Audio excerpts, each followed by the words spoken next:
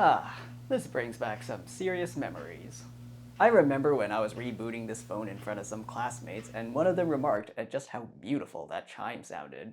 This is my Samsung Galaxy Grand Prime, a grand name for a budget phone, complete with the controversial TouchWiz UI. It's honestly not that bad, I don't quite get the hate. I got this phone in November 2015 to replace my Windows phone, and honestly, good riddance to that thing.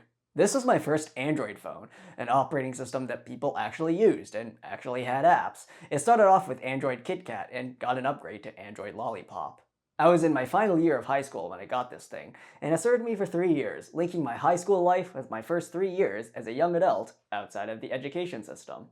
It's an okay phone. Doesn't make head spin, but it got the job done by 2015 standards, and at least it wasn't a Windows phone. God, I really hated that thing. The camera isn't great, particularly by 2025 standards, but it got the job done, and under good lighting can take pretty good photos, and it saved some significant and sentimental memories for me.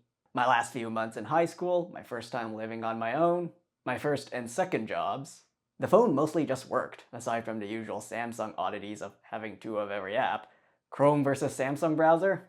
Anyone?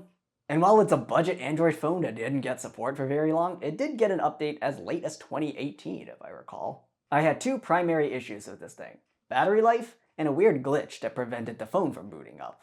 The battery life wasn't great to begin with, but sometimes it would just tank for no reason at all. I would charge it up to 95% and then take it out half an hour later to find it had drained itself to 5%. I'm not exactly sure what causes this problem, and I've never had this problem occur to any other phone I own, but I just can't take that chance for a device that I expect to be reliable. The second issue occurred around May 2018 when I noticed the camera sometimes didn't work, and when I tried restarting the phone wouldn't progress past the Samsung boot logo. Initially, I could get back in by rebooting from the Android recovery menu, but it got to a point where only a factory reset could save the thing.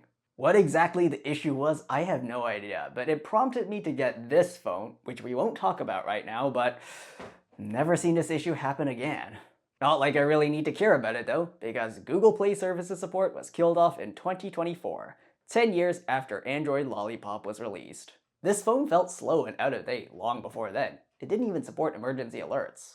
What draws me to this phone is that it was there during a very significant transition in my life, my transition from my teenage years into my young adult years. It was my phone when I graduated from high school. It was my phone when I got my first job. It was my phone when I lived away from home for the first time. It's a sentimental attraction, really. And, of course, this was the last phone I owned that had a user-removable battery. Not like it really mattered. Also, not sure if you can see this, but there's a dot on the phone that moves when I press down on the screen. I think it has something to do with the liquid crystal displays or something. It doesn't affect the functionality of the phone, but it does bother me. I'm not sure what causes it, and I don't use this phone anymore, so I don't care about it. Actually, shoddy build quality might be how I can best sum up this phone. It was a cheap phone. It was a budget phone. Maybe that's why it didn't really last.